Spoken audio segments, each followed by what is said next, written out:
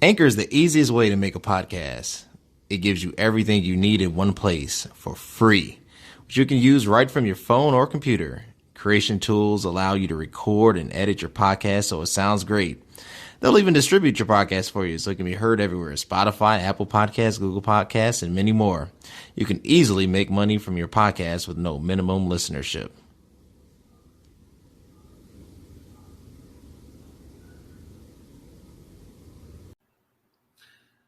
Awesome, everybody. Welcome back to another episode. And I do mean another episode of It Is What It Is podcast. I am your host, Cody Kelly. Look, connect with me on all social media platforms.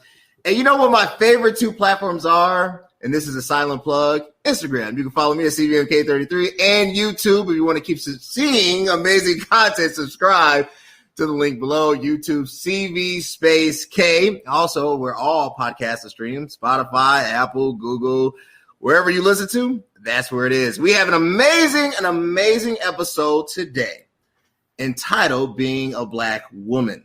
Before I introduce my guest, I want to read some alarming stats. Well, some of these stats are great. Some of these stats are not so great.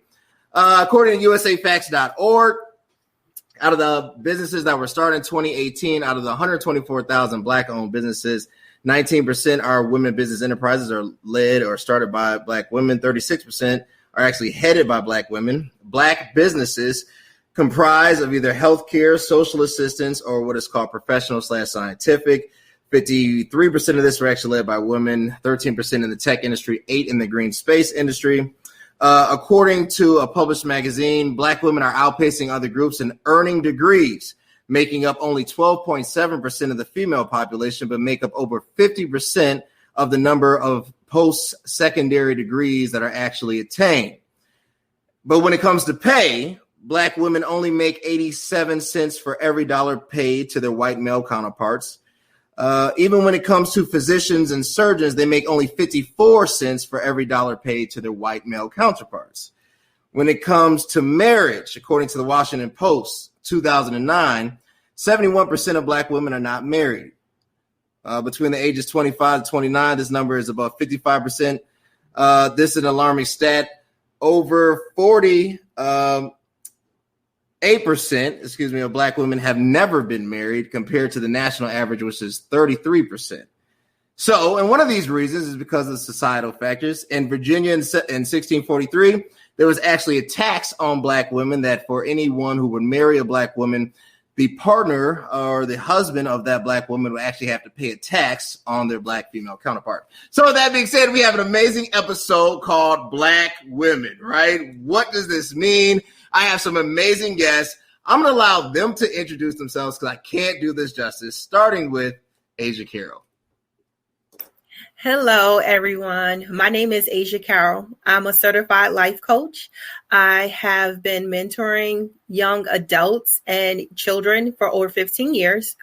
I have a business called Survivor Not by Chance. I use my story with childhood trauma to help others heal. I have a program called Encouraging Young Champions, where I teach children how to use healthy coping mechanisms in the event they're ever experience any type of trauma. And I have a book called The Pressures of Becoming a Diamond, where I share my experiences about what it's like to be a Black girl growing up in an urban community and how I survived my experiences. And so I am a co-host on a talk show called Sisters Talk, where we discuss all different variations of topics involving our community. So, Cody, thank you so much for having me here.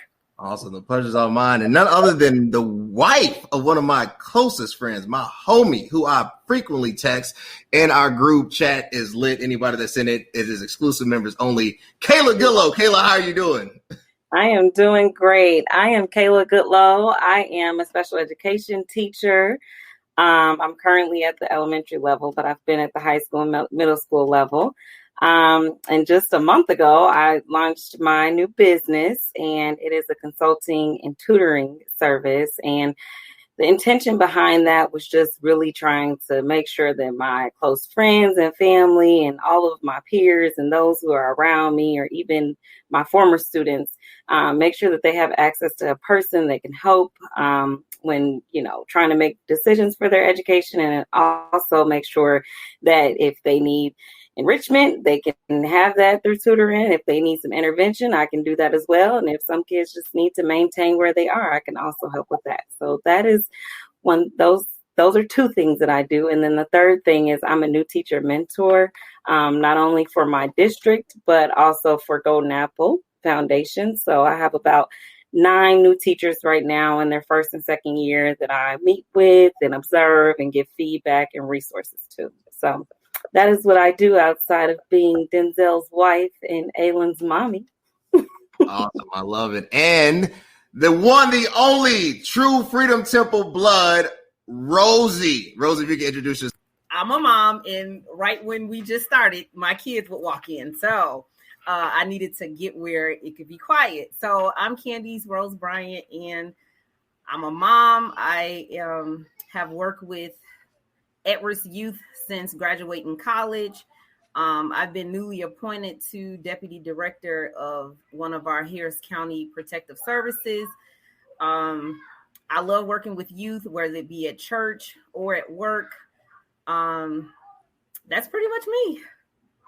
Perfect. Love it. And none other than First Lady Tebrena Fears. Tebrena, thank you so much for joining. If you could just introduce yourself. Hi, can everybody hear me? We can hear you. All right. Hi, my name is Tebrena Fears. I'm a member of Redeemed Church. I am a wife, the other Maurice Fears Sr. I have a son, Maurice Fears Jr. And the Lord is birthing a ministry, Restoration Power, launched on last year. This Saturday will be 1 year, and I'm so happy to be here. Thank you so much, Cody. Oh, no problem. So let's get down to it. So right now, some might say this is the year of the Black woman, right? What does that mean, right? With everything that you've gone through, everything that is transpiring, we just now have the first Black woman vice president, right? To you specifically, and this is a very individual answer. And I'll start with Aisya on this. What does it mean to be a Black woman? So for everyone is different. I think for me, it means I have to be strong. I have to endure. I have to be determined to reach all of my goals because I don't have a backup plan. Many people of different races and different ethnicities, they have family, they have friends, they have generational wealth, and most of us Black women don't. And so being a Black woman, we have to create opportunities for ourselves and deal with situations that most people don't have to deal with. And so with that, we have to mask our pain many of the times and just be brave, regardless of if we're in fear or not. Sure. Makes sense. Kayla, to you, what does it mean to be a Black woman? I agree with a lot of what she said. I think the only thing I would add is it just means, always making sure that, you can be resilient, because you're going to just have to go through different situations and you're going to just be expected to just power through it. It means also, being aware of yourself and able to manage yourself. I mean, we often have to manage our emotions and feel some type of way, but not show that we feel some type of way. And I think it also means being resourceful. I mean, you listed a lot of stats. I mean, we have sometimes fewer resources or fewer means to obtain the same thing as some of our counterparts, but we still have to show up and try to do that in a very resourceful way. So I love it. Sabrina, for you, right? What does it mean to be a Black woman? And I got a special question for you, Rosie. Just want to add being confident in who you were created to be. Of course, we learn it along the way as we go on in life, but being confident, being supportive, of course, being a Black woman, it's just being strong, know who you are, and being supportive of everybody else. So I'm excited that I'm a Black strong woman. I like it being strong. Rosie, so new president, thank God, new vice president, right? What does this mean, right? Like, is this something that we, that is beyond symbolism, that you needed to see representation in order to go forward? Like, when you look at Madam Vice President Harris, like, what feelings are conjured up? Okay, so of course I got my pearls on. But I guess I want to start here. So when I think of Kamala Harris, I think of hope, right? She was a part of the first children to be integrated in her school. She was the first district attorney in San Francisco. She was the first attorney general. I mean, she's the first Black woman president. What that allows me to do and think about is that I still have some first. Things that I want to do, that I want to become, that I want to share, that I want to walk in as purpose. So what she does for me is, we all know, I mean, she's Black. So there was barriers, there were ceilings. There were times that she had to bite her tongue. There were times she was uncomfortable, but still she was able to get to this place. And we know that this wasn't an easy journey. We also know that it's not always the others that come for you. Sometimes it's your own people that come for you. So what she does for me is she allows me to dream. She allows me to set some more goals for myself. She allows me to rise, because she got there. And let's be honest. If there was going to be a first Black president or vice president, we all know she was going to be a Black woman. We're the strongest being to exist. So that's kind of what it is. That is what it is. It's a bold statement. We're the strongest being to exist. Aisya, I want to throw this one. I'm gonna follow up. We're gonna go there. Aisya, I want to throw this one to you. Sure. Do you get tired? I mean, like, it's cool to be the first, right? Like, it's cool. It looks good. You put on a resume, like, first person walk on the moon. But really, the reality of it is it's a very exhausting process. Right. I can think of in my own life, even some of the things I've accomplished. I don't like being the first all the time. It's draining. It's like I got to represent, Negroes I ain't never met. You know what I'm saying? So, Aisya, for you, right? Tell me about that. Like, how do you keep the same energy? So I agree with you, Cody. It's very exhausting being the first Black woman in any situation.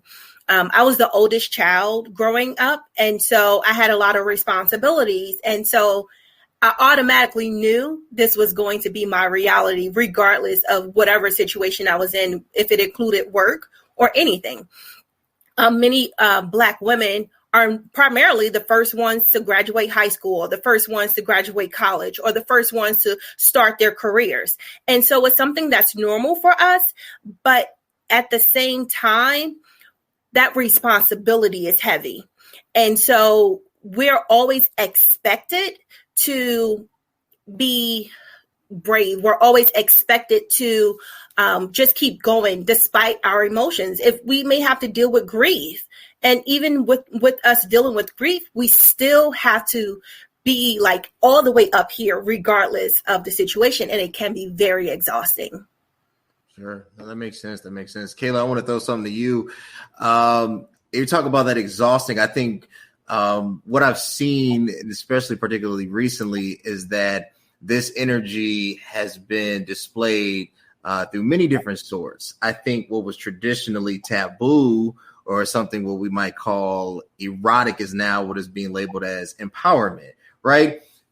You're an open-minded person. That's why I'm going with you on this. When you look at, Real Housewives of Atlanta, right? You look at songs like WAP or, Body, Challenge, and you look at all these things, on one hand, you might have a generation or a particular sect that just shuns it, says like the devil, and on another hand, it's like, no, it is a creative element. It is an artistic element, right? Where do you fall in the balance, right? What is empowerment? What is art? What is crass? Where do you, as a woman, right? Because I always feel like, this is my personal belief, men shouldn't tell women what to do, how to do at all. That's just my personal belief. I don't think a man other than Jesus should ever inform a woman on any decision. That's just Sharon Kelly's raising, right? So for you, when you see this, what enters your mind when you see like the busted challenge and stuff like that? Okay, this is a loaded question, Cody. I'll first start with like the Real Housewives and stuff. So at first I didn't watch those type of shows because it was just a label on it, like it's ratchet and, you know, they always arguing or fussing or whatever. And so I didn't watch them. And then it wasn't until recently that I've started to watch some, and I don't watch all of them, but some of them where there's a little bit more seasoned women that I can, you know, kind of like, you know, I don't want to say glean from, but just kind of see how they navigate different situations. And that's the lens I watch with now. And I look at those characters and I'm like, this is their life that they're allowing us to look into. And these are their experiences. They have trauma, they have baggage, and this is everything just coming together and being portrayed on a screen. So it's like, who am I not to value what that sister has to bring to the table or to media or to the world? And so I try not to look at it and just automatically like wipe it out like, oh, that's not an option. And then like challenges like the Busted Challenge and things like, of course, I won't be posting a challenge like that. I mean, but that's not to say that I won't be dancing like that at home with my husband. But I mean, I'm not going to post it, but I don't judge people who do post it because, you know, they have, you know, different things that they're willing to do. And so I've really moved to a place where, you know, I am just accepting of how everybody wants to live their own life. And I appreciate that because I think there's something in it for everybody. And there's other people who are coming up after these women that are able to feel, I mean, there's even in these challenges, there's a lot of self-love that's being revealed. And so these women are loving their bodies and they feel like they love them enough to show them, you know, in a way, in expression. And so that's a great aspect to it. But I know that it also can look, you know, negative as well. So I just try to look at the upside in it and just embrace it because I really like to, you know, build up our Black women and not tear each other down. I love it. I'll give you that one. That was for you, my friend. I'm just always thinking of you, partner. Hey, so Tebrena, you are a leader in the faith. You know, women empowerment, you know, isn't really, you know, it's kind of like, I won't say stagnant in the faith, but I will say it is definitely defined. I think, and that's fair. I think everyone has a right to define what it is or what it should be. Where do you draw that line of balance, right? Like, yeah, you're a person of faith. You're a leader in the faith. You have your own ministry. You and your husband and, you know, Pastor Fears and everybody, they do amazing work. I've had the pleasure of having the Elder Maurice Fears on here, and I've had the pleasure of having Pastor Marcel Fears on here a couple of times and having him come back. It's going to be an amazing episode when we do it. But for you as a woman, right, where's that like hands off, like allow them to be them moment, or is there? Yes. So allow me to be me moment. Correct. Sure. Okay. So, you know, of course, we have to be who God created us to be. And sometimes there will be challenges, of course, because a woman in the faith, it can be a challenge. But I'm excited to have people that support me in the ministry that God has given me. And so I have my church family who's very supportive, my pastor and first lady who's supportive, and my husband who first when the Lord spoke to me about this ministry, I of course talked to my husband first about it. And so we definitely will face challenges, but you have to be who God created you to be. And sometimes, you know, along the way, things will change. You know what I mean? Like God can say something and then it's like you're not on board. You're not at the faith that you should be to say, yes, Lord, I'm going to do this. And so sometimes you go back and forth. But when you stand firm in the faith of God and ask God, you know, is this what I really should be doing? You're going to do it no matter what. No matter if you get the support, no matter if you get the love, you're going to do it because God said do it. And so sometimes you're going to get, you know, you're going to be looked at a little differently. And it happens. You know, we've been in church all of our lives. And so sometimes women haven't been received, you know, in ministry. Sure. to a certain degree or to a certain level. Amen. But it's all about submitting yourself to God, humbling yourself to your leader, humbling yourself to where you go, and God will do the rest. I love it. I think that's fair. I'm going to go back to, I want to throw this one to Rosie. With that being said, what is so appealing about the Instagram life? It's not just a woman thing anymore, right? Like, I think it's an addiction to something, whatever that thing is. But specifically, it seems like what is being displayed, particularly on IG, is that if you have certain features, I'm trying to say this the best way I can, you get better responses. This leads ultimately to a better life. I'm not a woman, right? I don't know. It's not even a thing, if I want to see it, I'm married, thank God, right? So for what is that appeal, right? What for women, or is there an appeal, or is that something that you have to wrestle with? Like, man, I gotta, maybe I need to do more squats. Like, what's going on here? So I guess how I would address that is the women who were allowed to see their best features that are presented, they look amazing. If you've had children, you're like, dang, I wish my body could look like that. And I mean, we make plans to do some of the things to look that way as well. But as far as like the Instagram life or lifestyle, I'm definitely not the one. I'm not driven by that. I'm the woman that it needs to be a little more substance. So, you got big boobs, big butt, but, where the brain's at, or, are you making your own money, or, those kind of things. So, I mean, it's posting pictures. We know that pictures can speak 1,000 words. We know that most people project what they want you to perceive as their reality. Sure. Some of the pictures are people actually living that life, and then you have pretenders. So I think that to really be kind of like driven or self-motivated by Instagram or the life you think people are actually living, doesn't really inspire me. That doesn't really move me. I have other motivators or triggers. I do appreciate their bodies. One day I plan to have one too. However, other than that, it's not a big thing to me. I post whatever I want to post. What I don't post, I feel no pressure to post. I've moved past like what people say or what they have to say, or none of that stuff really matters to me. So my drive for like the Instagram life is kind of irrelevant for me. I like it. Well said. Definitely. I think like all of us, we want to live our best lives, and we all want the best look for ourselves, but it's not like we live for it, right? Like if it comes, it comes, and God is still good regardless. Aisya, I got something for you. So I read over a stat on the pay inequities, right?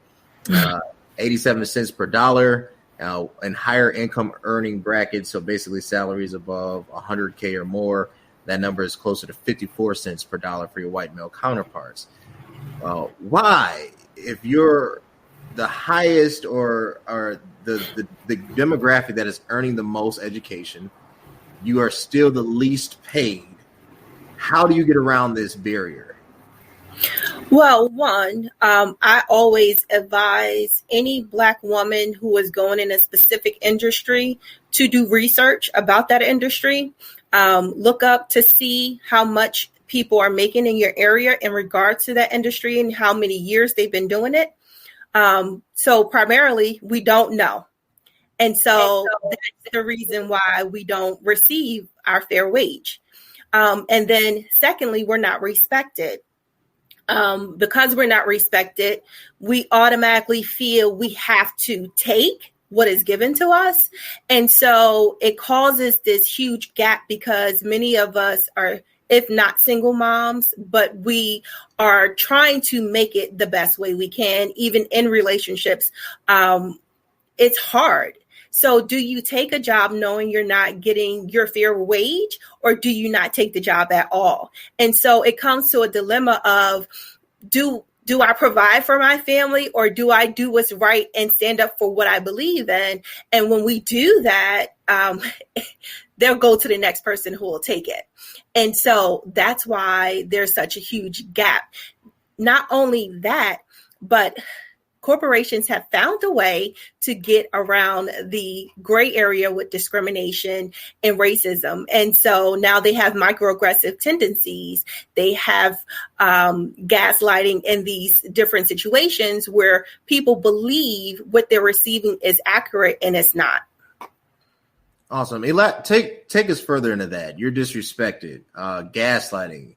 Just in case the audience doesn't know. I mean, I know I've seen it, but explain your story. Sure.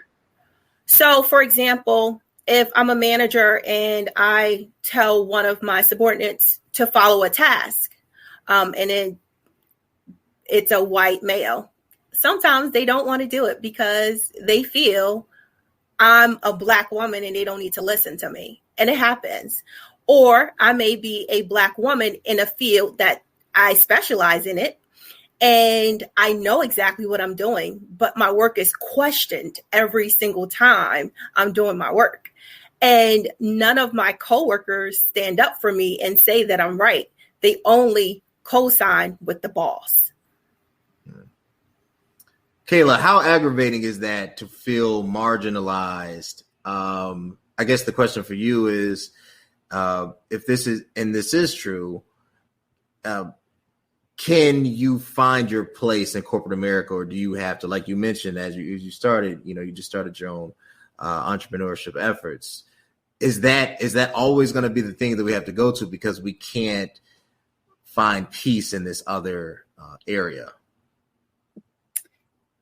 So I'm not in corporate America currently, but just go ahead and speak that into existence, Cody. But I think, in the school and in the classroom, I'm often one of the only African-American teachers in the building. And when I was in my program, getting my special education license, I was like the only African-American in my class that kind of made it through all of the hoops we had to go through. And so I think that it's really frustrating because when you look at the kids and the demographics and what they need, you notice that they need more African-American or even any other, cultures, just cultures in general. They need a lot more people to be there to see, themselves and their teachers and representation. So it's kind of frustrating to kind of see. And I have been one that'll just kind of take that baseline payment or just work it out or take the extra kids or the extra class, just because like she was kind of saying, you're just kind of like, you're just gonna, make it work and make it happen. And you realize that you value what you're doing and that you should be paying. If you're taking on an extra class of students, I should be being paid maybe more than the teacher that is teaching one class 7 times and is one of the assistant football coaches. I should be making probably more than him with the level of work that I'm doing, but I'm not, so those have been situations that I've had to, deal with in the past. Tebrena, it seems like the quote unquote Black church really is the only institution where you see an overwhelming representation of leadership. And I have nothing, obviously I share the same faith. I have nothing to say negatively about that. I guess my question would be, how come that's the only arena, right? I think that's where I draw the line in the sand. How come as a whole, we haven't seen a surge of, like when somebody goes to wherever they apply, let's say LinkedIn, because if I mention my employer, I'd have to, but I'm saying wherever they apply, right? And they're looking for jobs, they're not putting in most of the time job searches that companies are headed by Black people. You only really see that necessarily dominating in the church. And then you see kind of the splinter effect of it is that you get a lot of split offs. You get a lot of, this one starting that one and that one and whatever. So my question for you, Tebrena, really, what do you tell your congregation? Right, you're over a mass, you're over leadership. You get the chance to speak to the women at large, and you don't want them to be boxed in. What do you tell them? Just to be open-minded about everything. Like, we can be boxed in if we're just looking at it in a narrow mindset, or a carnal mindset, or different things of that nature. But just be open to change, because we evolve. People evolve. God do different things for different people, different individuals, and so we have to be able to receive what God is saying. And if we have a mindset that we're focused in one area, we're not able to receive what God is saying in another area. And so we have to be open-minded. We have to be, of course, open to each other, willing to learn from each other as well, and be very supportive. We got to come out of that box, of thinking one way, because it's some right in everybody. And so we have to be able to learn from different people, different individuals. And so, yeah, that's how I feel. Makes sense. Rose, I'm throwing this one to you. I read the statistic about Black love. The 71% Black women currently are not married, compared to, I think, the national average is only 48%. I've read some of the laws that have prevented marriage from happening. Now, I don't, how you define it and whatnot. I tell, be you. Like, I'm not here to argue with you. Be you. So if you think I'm going there, I'm not. But I am saying, when it comes to Black women specifically, they are the largest demographic of unwedded individuals. How has that been for you? How the difficulties, and finding a partner? Why are there so many obstacles? Right. I think of my grandfather said when he was growing up, he said that the welfare system destroyed his home. He said that his parents didn't have a lot of money. The only way that his mother could receive government assistance was to basically be single. So basically it forced a wedge between his parents. They ended up divorcing, but that was a way for them to provide. So it was a almost desired and implemented strategy to really tear up the home. Why is it seems like for Black women, there's such a hurdle to overcome to find a partner? Ooh, that's a loaded question. I'm gonna start here. So sure. One of the things is a lot of times when the Black woman is kind of focused on accomplishing a goal or finishing a dream that she's had, you kind of narrow. It's like narrow vision, and a lot of times, it's hard to be focused and distracted at the same time. So a lot of successful women who are like Fortune 500 and CEOs and COOs, a lot of times you may find that they're single, right? Well, the other part of that is that a lot of times that woman who is that at that level, she's a little intimidating. We all know that she's probably strong, right? Part of that is sometimes the Black woman can be too strong. And we sometimes don't allow ourselves to be vulnerable. Well, I've kind of learned in my own experiences, my own self-reflection, therapy, and things like that, is that most men, they want to be wanted. They want to be needed. But the strong woman, she got it. So it's like, and it's not that we don't want a man. It's like, but I don't need you. I may want you, but if you leave, I'm good. That's why I got my own. So it's kind of like the Black woman in survival mode where we always got a plan B, so the Black woman says, I'm going to be successful whether I'm married or not. You can have children whether you married or not. And the truth is we can accomplish, and success is not just if you're married or not. So you have people accomplishing a whole lot and they're single. But is that a bad thing? You know, is it bad to have standards? Because the truth of the matter is most of us can go and get a John. You know, John probably not quality, but we can have somebody at the house, you know. But now it's based on, all right, I want somebody at the house, but I kind of need some other things in place. Just like the man who wants the woman who is the trophy wife, but she doesn't cook, she doesn't clean, she doesn't work. I mean, it's like, I'm looking at you, you're beautiful, but what else do you have?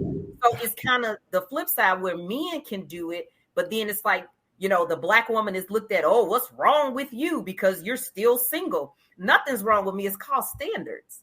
You know, I've been married, now divorced, you know. It's a different world now. You know, I know our mothers and grandmothers and great grandmothers, they stayed with men until they died, right? Right. But part of that wasn't necessarily love. It was stability. And that man provided for that home, and that woman couldn't do without that man. Well, now the tables have turned. The Black woman is able to go and get educated, make that same money, and provide whether she has a man or not. So, yeah, you gave me a loaded question. That's my response on that. I like it. To follow up, I was thinking of the song you said that. I was thinking of Jamie Foxx. She got her own. I love her because she got her. You know, like, I hear this intimidation factor, and obviously it's going to vary from person to person. I've never thought of it like that. I mean, I've never thought like, oh, I'm intimidated. I was just like, okay, you know, whatever happens. And I totally agree. I think the generation prior stayed together kind of not out of love, out of necessity. And, you know, you find out that, you know, yeah, they were married for 100 years, but 85 of those years was messed up, you know? So, you know, and now people are like, no, we ain't doing that, you know? So I think it just has to be something that have to, you know, really be fleshed out. Aisya, that's why I want to throw this to you. And then Kayla and Sabrina, I got something special because I'm going to really focus on your Boazes, right? I know yours, Kayla's very well. And Sabrina, I think these questions are perfectly in line. But Aisya, so talk about that intimidation factor, right? Like, are men intimidated? Is there this type of like reverse egotistical, you know, when I see a strong Black woman that might make more money than me, all of a sudden, you know, I can't think, I don't remember my name, I need somebody so I can feel better? I mean, is that common?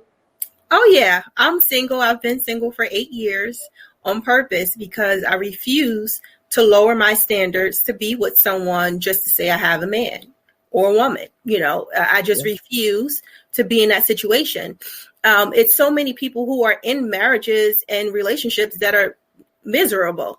And I'd rather be at home at peace by myself than to be in a relationship with someone just to say and brag on Facebook and Instagram that I have somebody. You know, it's a stigma in our society. They put too much pressure, I think, on Black women.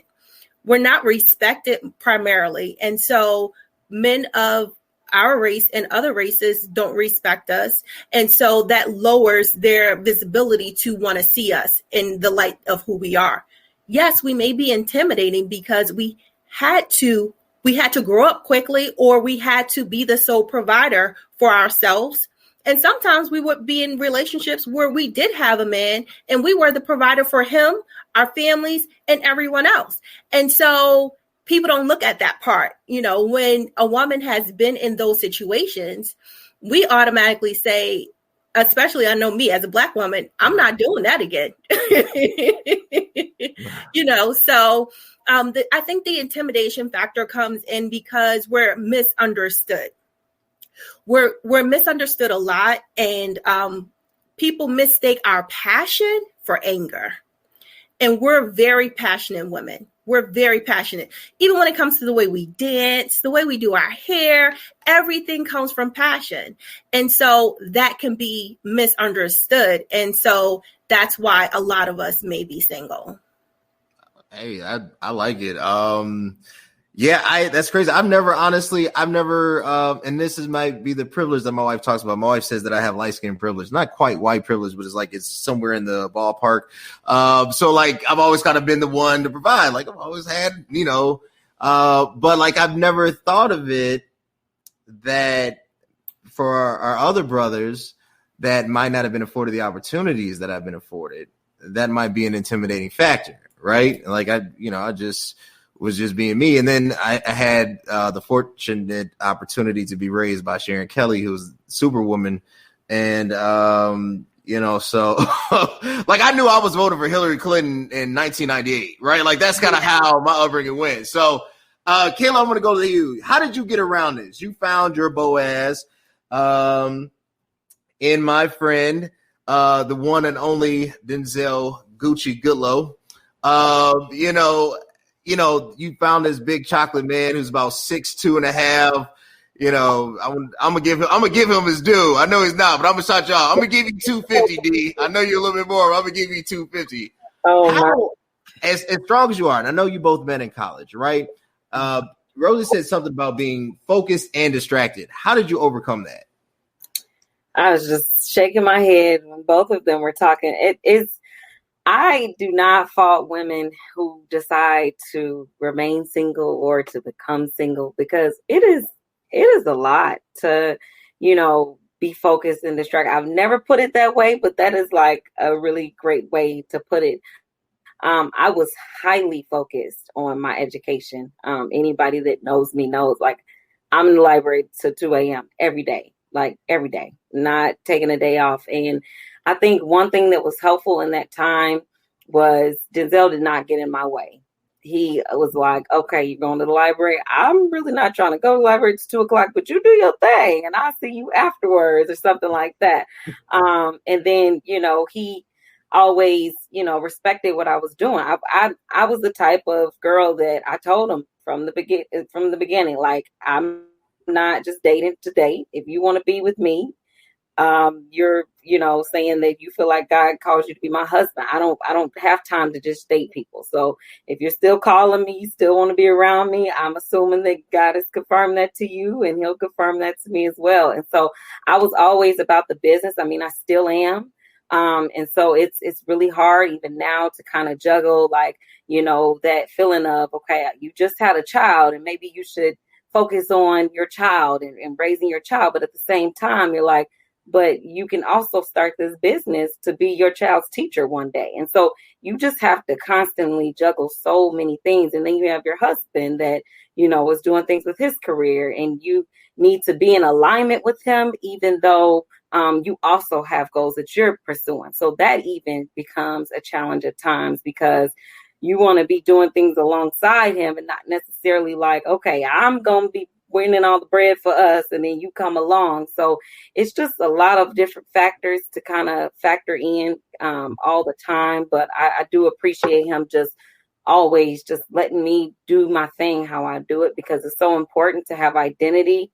Regardless of being married or not, it's important to be who you want to be as a woman, or you'll be bitter. You'll be bitter either today, tomorrow, or 20 years from now. You're going to be bitter at some point if you can't be who you are. And so that's really important to me, and that's something that helped along the way.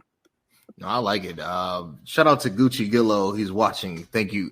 Absolutely. I totally agree with the identity piece. I mean, like I tell people all the time, like, April can do her own thing. I don't, I'm her husband, not her master. I don't really, I don't do that. I don't go through the phone. It's just not me. I stay in my space and I try to be as the best I can. Tebrena, I want to go here with you. So you married the Right Reverend Maurice Fears. You married this yellow brother. And, I got a soft spot for us yellow brothers. I love all my brothers, but I love my yellow brothers too, right?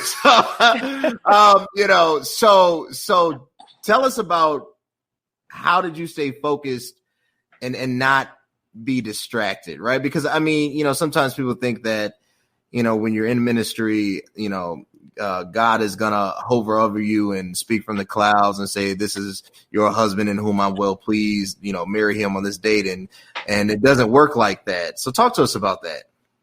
Yeah. So Maurice and I were dating. It was amazing how we met each other. We were in church all of our lives, but we never knew each other. And so I didn't know of him. He didn't know of me. And so one day I was at St. Mark Church of God in Christ, and I was directing the choir. And I wasn't planning on going that particular day because I had something else going on. I used to sing in a lot of different community choirs. So I'm like, okay, I'm just going to I'm gonna go. I'm gonna sing a couple songs and I'm gonna leave. So directed the choir, getting ready to leave out. Maurice came behind me and he was like, "Hey, how you doing?" I was like, "Hey, like you leaving out of church first of all, like, dude, like." So I'm like, "Hey."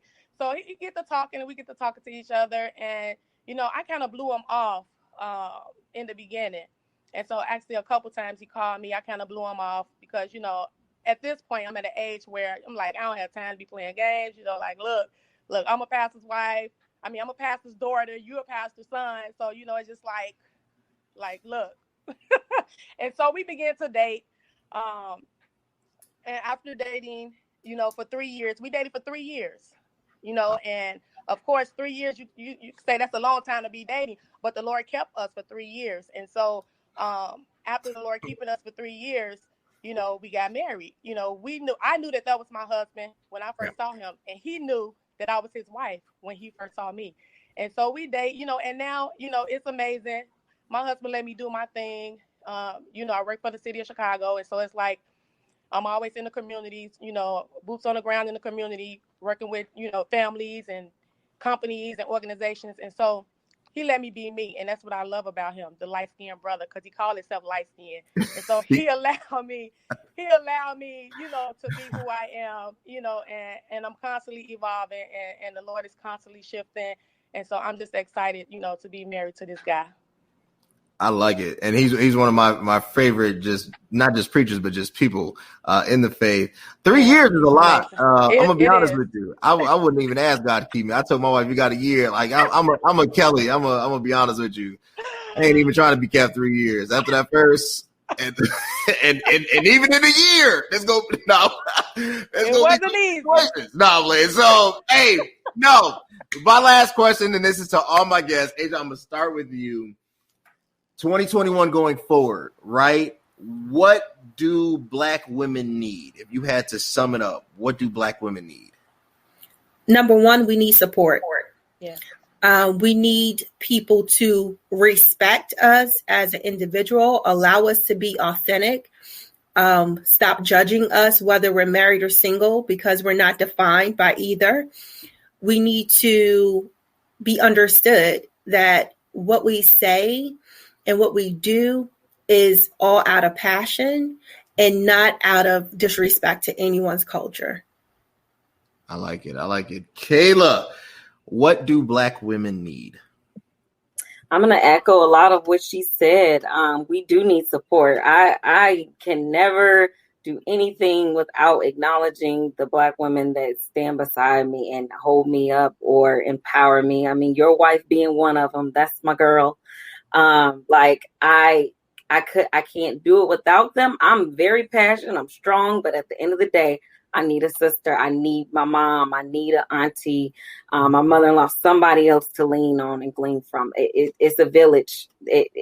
Black women, we rely on our village, and it's so important. So I would say support, opportunities. If you give us an opportunity, you better watch out, because we are going to excel at anything you put before us. And still make sure that we do it with excellence. I think there's a belief that Black women don't do things in excellence, and we absolutely do. And so opportunity, support, and the last one I would say is space. There's so much healing that has to happen in the Black woman. We go through so much trauma. We have so many experiences. A lot of my trauma hasn't been as of late as much as it was in my childhood. And those things we need to be able to work with and deal with and work through, and have that space to talk to a therapist or whoever, first lady, whoever your person is, because then it can enhance whoever you are and whatever you're doing. And it enhances the next generation, because you'll be able to pass love, freedom, confidence, all of that to your daughters, as opposed to, hurt and bitterness and pain and frustration. So space, support, opportunity. I like it. Rosie, what do Black women need? So I know with the village, because we definitely as Black women need other Black women. But I'm going to start with the beginning. Black women, Black babies, Black girls, Black women, we need our fathers. We need positive men from day one. And what we've got to stop doing is stopping the day ones when we have children with Black men, because all we're doing is continuing the cycle over and over again. The Black man, as fathers, is there to not only protect us, because a lot of us feel neglected as the Black woman. We feel like that's the most neglected demographic, right? But we're also the strongest. So it's like, well, how you neglected and you also strong? But it not having that father in as your day one, it doesn't allow you to have the boundaries and standards that you should have from day one versus going through life experiences, it happening to you. Then you flip and say, that ain't gonna never happen to me again, or I'm never doing that lesson. Like that teachable moment won't happen for me again because I got the lesson. I got it. The fathers, the next piece is probably self-love. Because there is an absence of like the day one, the dad. We all have experienced, if you Black, you've experienced trauma. And then if you grew up in Chicago, you definitely experienced a whole lot of trauma. Right. And the self-care and the self-love is necessary because that's the only way we can continue to move forward. That's what's necessary. The third will probably be the therapy. Every person needs a therapist. We all need to be able to get the stuff that's in us out. You got to get it out. So dad's counseling and self-love. Dad's counseling and self-love. Amazing. Tebrena, what do Black women need? I would have to say we need of course, that safe space. We need transparency, and that safe space can be our family. Like me, I pull on my sisters a lot. I have a couple friends I pull on a lot. So we definitely need that safe space. We need transparency. So when we face difficulty, we can talk to someone that is very transparent and telling us how we can overcome it and not allow us to go through it and not support us in coming out of it. We need opportunity, of course. I think that was my last one. We definitely need opportunity so we can be strong and keep going forward. Awesome. Look, I want to thank my guests. They have been amazing. And I kept it under an hour because I saw my grandfather sitting many preachers down for going over time limit, and I will never be one of those who will get the arm of benediction. I have some amazing content coming out. Look, next week I have one featuring the author Jazz, Afrofuturistic fiction, nonfiction writer. Amazing. That airs Monday. And then I'm doing an episode on Black men. This one will be pre-recorded because it will be very vulnerable, and I need these brothers to open up. So be on the lookout. Got some amazing things, but I want to thank all my guests. But Tebrena, where can they connect with you? What are you doing? Hey, so actually this Thursday and this Saturday is Restoration Power first year celebration, and so we're gonna be. Actually, you can connect with me online. Facebook Live. You can connect with me on Restoration Power. You can connect with me on Instagram, Tebrena Fears, and you can connect with me on Facebook again, Tebrena Fears as well. Of course, my church, Redeemed Church Joliet, and then you can connect with me with Chicago Park District if you're looking to connect with me in the community. Awesome. Connect with Sabrina Fears, amazing person. Rosie, where can they connect with you? I have Facebook, Candies Rose Bryant, Instagram, I think is Roses Are Red. That's pretty much the two platforms that I have. I'm not a huge social media person, but yeah, that's where you can connect with me at. Awesome. Connect with Rosie. Kayla, where can they connect with you? I have an Instagram, but they can connect with me on Facebook. I have a group. It's called KG Teaching and Consulting.